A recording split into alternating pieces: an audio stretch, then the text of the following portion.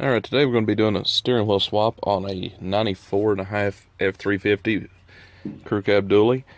Now, the steering column itself is wore out. This is the issue. You can see here how bad it is worn.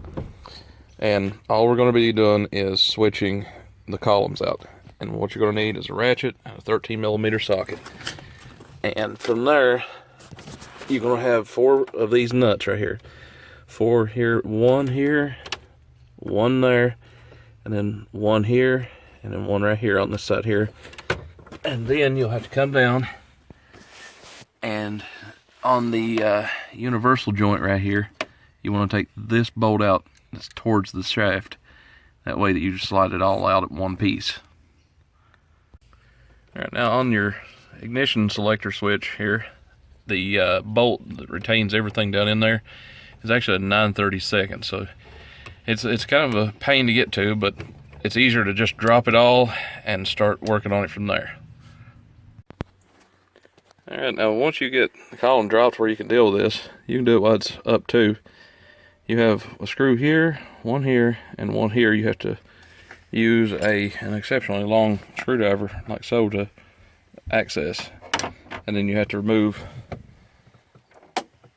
this little piece right here from right here if you've got a tilt wheel. If you don't have a tilt wheel, then it's not going to be there, but it has a little flat spot right there for you to stick a wrench, like an adjustable wrench or whatever, through and spin it out, because it's got Loctite holding it in there.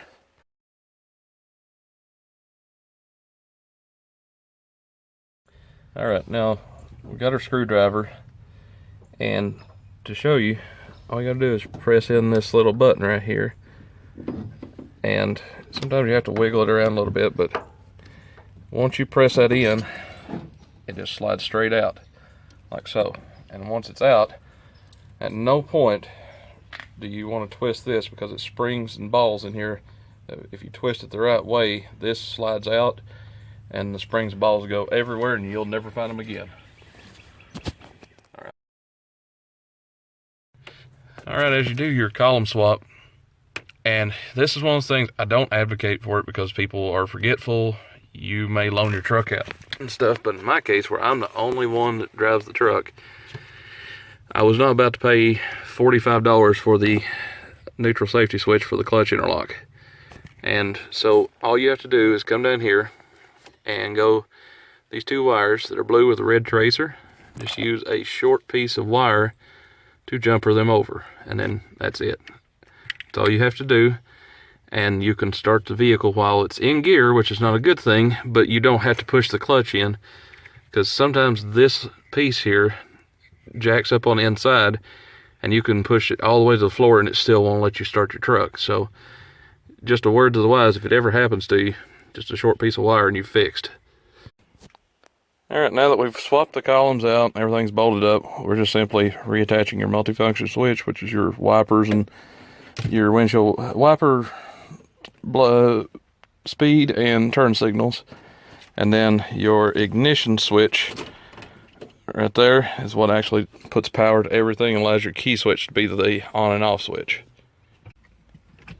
Alright, now your multifunction switch is actually held on with 2 T20 screws, 1 at the top and 1 at the bottom. You can see the holes right there and 1 right here.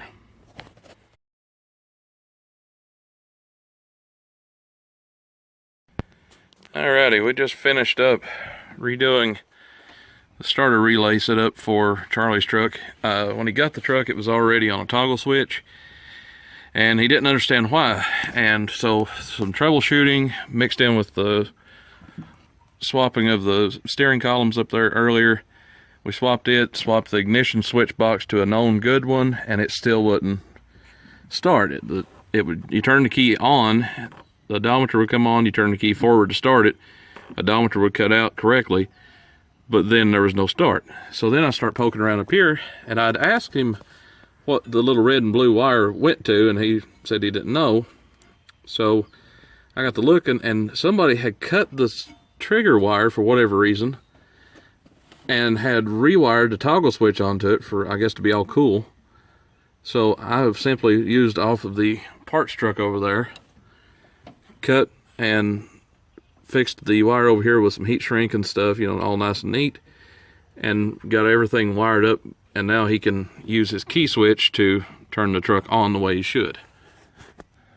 All right, Charlie's in here. We got everything sorted out. Glow plugs are doing their thing. First crank up with the key switch.